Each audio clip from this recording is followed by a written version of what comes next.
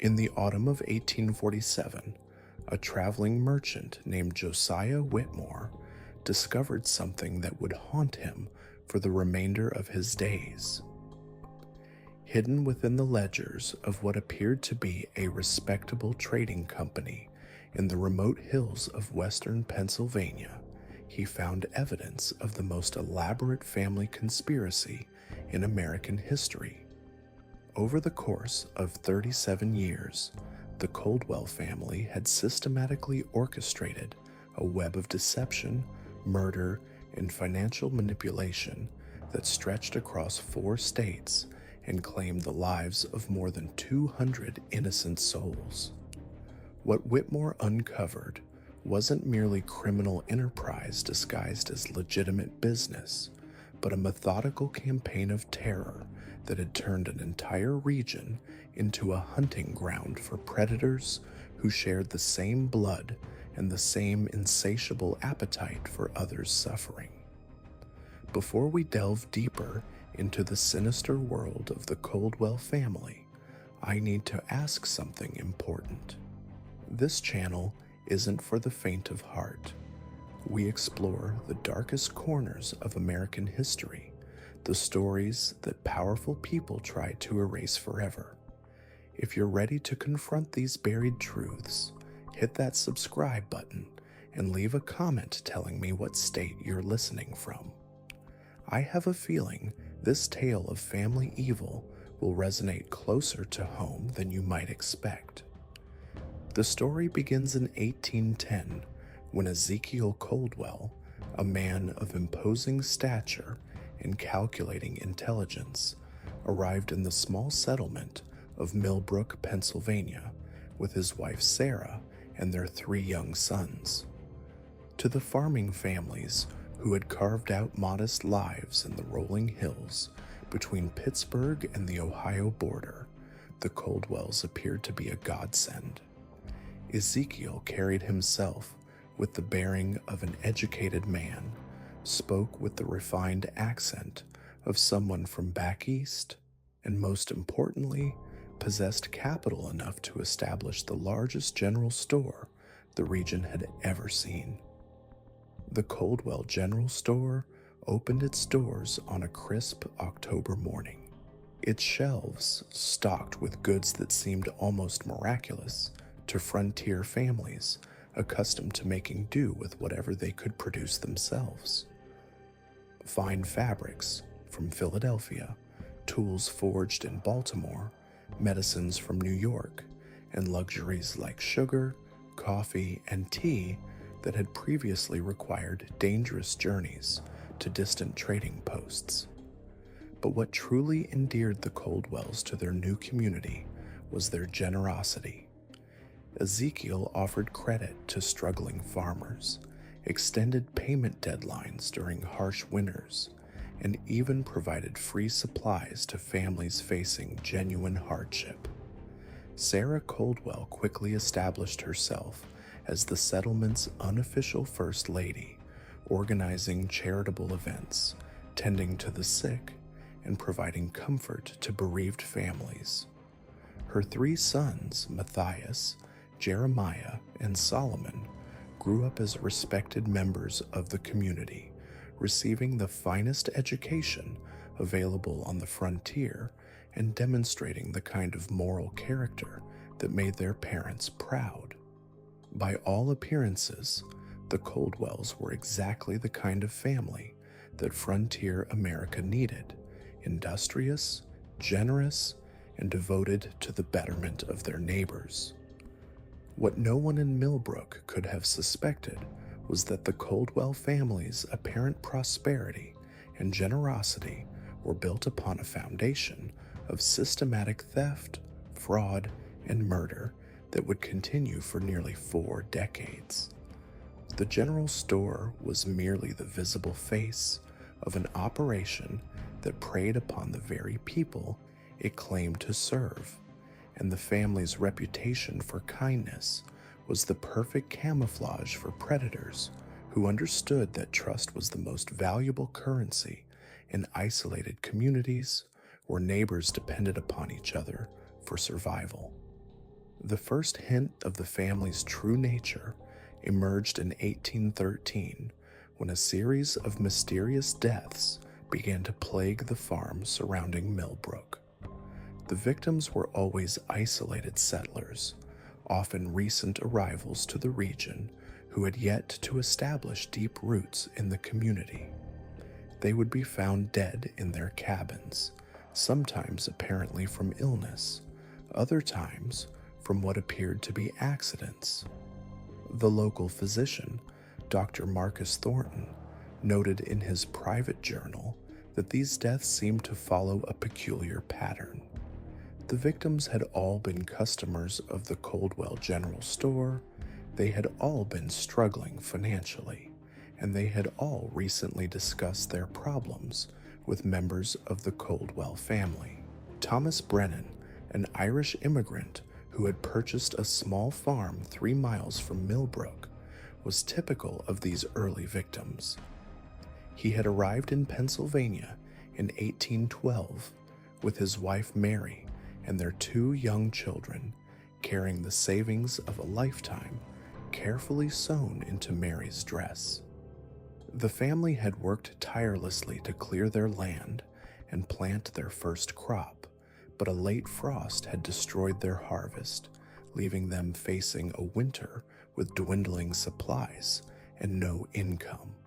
Ezekiel Coldwell had been sympathetic to their plight, extending them credit for essential supplies and even visiting their farm to offer advice on surviving the harsh Pennsylvania winter. When the Brennan family was found dead in their cabin in February 1813, the official cause was determined to be consumption, a disease that frequently claimed frontier families during the harsh winter months. Dr. Thornton's examination, however, revealed inconsistencies that troubled him. The family had died simultaneously, which was unusual for consumption, and their bodies showed signs of having ingested something that had caused violent illness before death. Most puzzling of all, the family's savings, which neighbors knew they had carefully hoarded, were nowhere to be found. When Dr. Thornton raised these concerns with the local magistrate, he was told that frontier life was harsh and that unfortunate deaths were simply part of the reality of Western settlement. What Dr. Thornton couldn't have known was that the Brennan family's deaths had been carefully orchestrated by the Coldwells using a method they would refine over the coming decades. Ezekiel's visits to struggling farms weren't motivated by Christian charity, but by careful reconnaissance. He would assess the family's financial situation, determine what valuables they possessed, and evaluate whether their deaths would attract unwanted attention. Families with extensive social connections or relatives who might investigate their disappearance were left alone. But isolated immigrants, widows, and others who wouldn't be missed were marked for what the Coldwells called harvesting. The murder method was elegantly simple. Sarah Coldwell, whose reputation for tending the sick gave her access to any home in the region, would visit the targeted family under the pretense of providing medical assistance or comfort food. Her remedies, prepared with herbs she claimed to have learned from her grandmother, contained carefully measured doses of arsenic that would cause symptoms resembling natural illness. The victims would die over the course of several days, during which time the Coldwells would position themselves as the family's primary support system, gaining access to their home and gradually removing valuable items under the guise of safekeeping. By 1815, the Coldwell family had perfected their system and expanded their operations. Matthias, now 22 and possessed of his father's calculating intelligence, had established himself as a traveling merchant, using his legitimate business as cover to identify potential victims in neighboring settlements. Jeremiah, 20, had become the family's expert on legal matters, studying law under a sympathetic attorney in Pittsburgh and learning how to manipulate probate proceedings to ensure that the property of their victims passed to the family through fraudulent claims and forged documents. Solomon, the youngest at 18, had developed into the family's most skilled killer, capable of eliminating victims through methods that left no trace of murder. The Coldwell operation differed from typical frontier violence in its systematic nature and careful planning. They never acted impulsively or out of passion, but rather selected their victims through a methodical process that minimized risk while maximizing profit. Each murder was planned months in advance, with the family gathering detailed intelligence about their target's habits, relationships, and financial circumstances. They created false identities and elaborate cover stories that would explain their presence in the victims' lives and provide alibis for the times of death. Most importantly, the Coldwells understood that their greatest protection lay in their reputation within the community.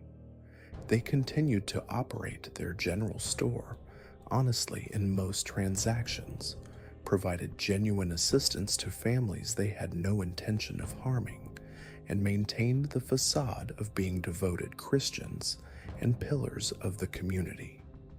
This reputation served as both camouflage and shield, making it almost impossible for anyone to suspect that the region's most respected family was systematically murdering their neighbors.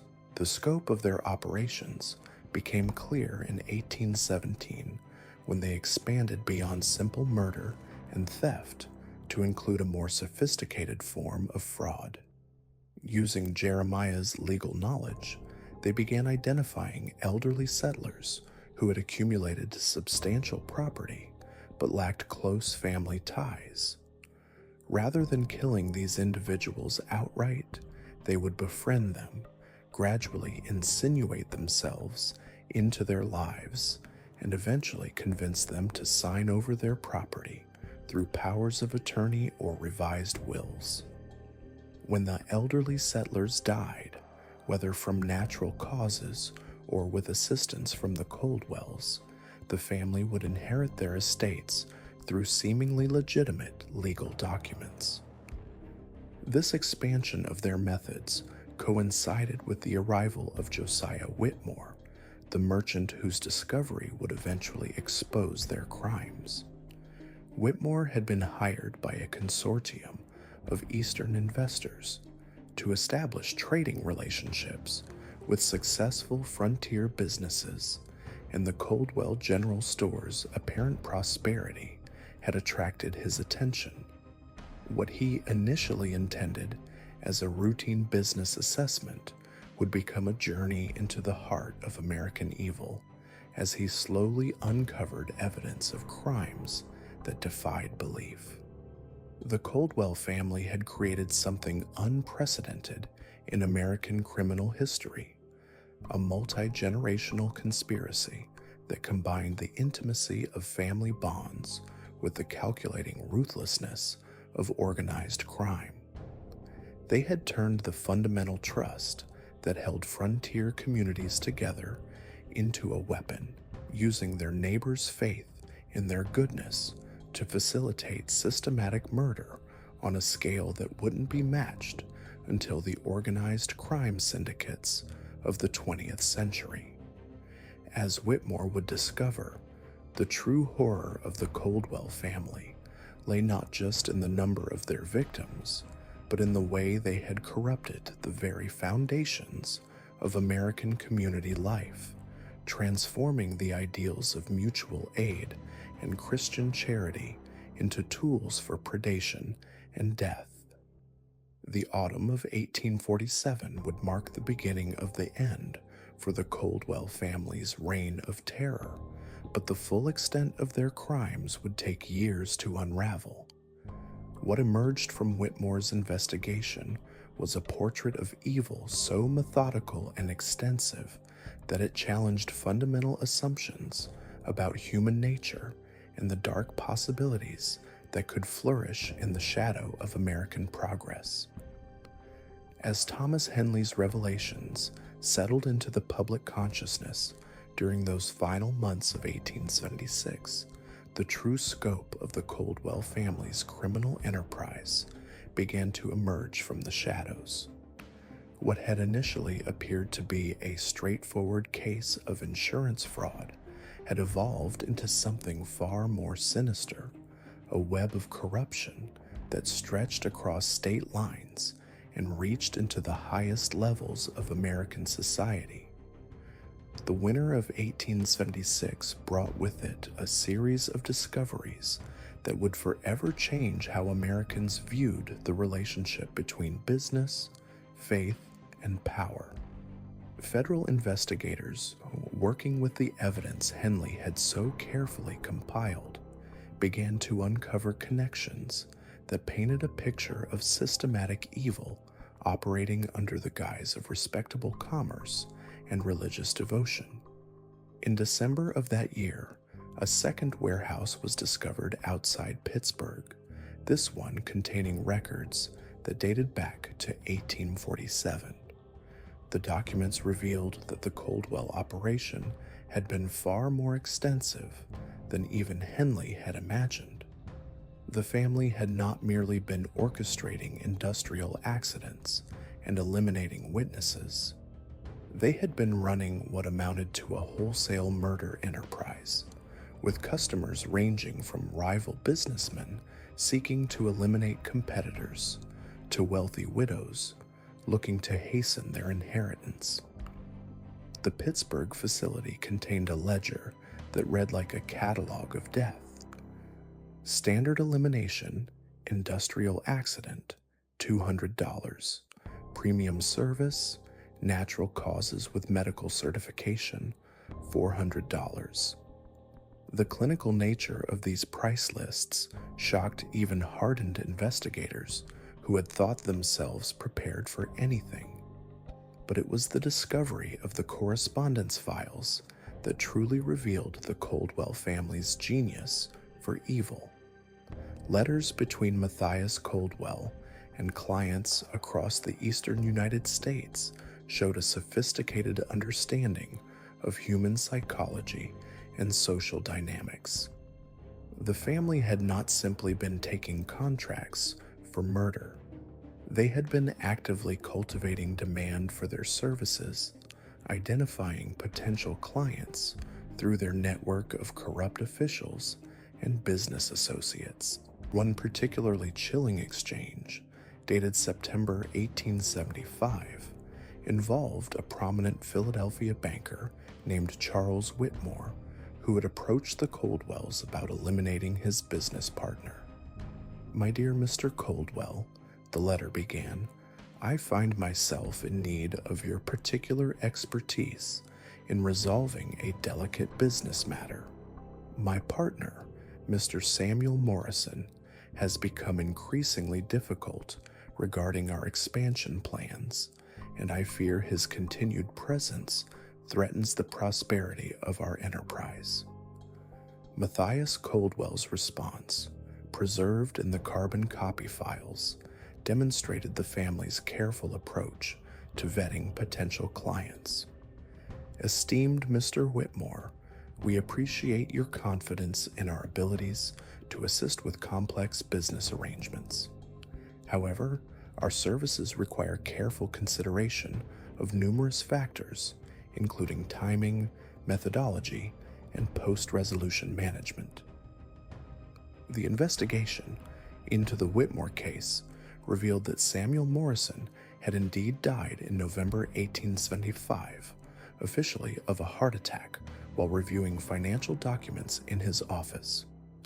The attending physician, Dr. Marcus Webb, had certified the death as natural, noting Morrison's history of chest pains and recent stress over business matters. What the investigation uncovered, however, was that Dr. Webb had received a substantial payment from an unnamed benefactor just days before Morrison's death, and that the symptoms Morrison had displayed were consistent with digitalis poisoning, a substance that mimics heart failure and was difficult to detect with 1870s medical knowledge. The Morrison case was significant not only for what it revealed about the Coldwell family's methods, but for how it demonstrated their integration into respectable society. Charles Whitmore was not some desperate criminal or frontier outlaw. He was a pillar of Philadelphia society, a member of the city's most exclusive clubs, and a major donor to charitable causes. The idea that such a man would casually arrange for the murder of his business partner challenged fundamental assumptions about the nature of evil in American society. As winter deepened and the investigation expanded, a pattern began to emerge that was even more disturbing than the individual crimes. The Coldwell family had not simply been operating a murder-for-hire business. They had been systematically corrupting American institutions, creating a shadow economy where violence was just another commodity to be bought and sold.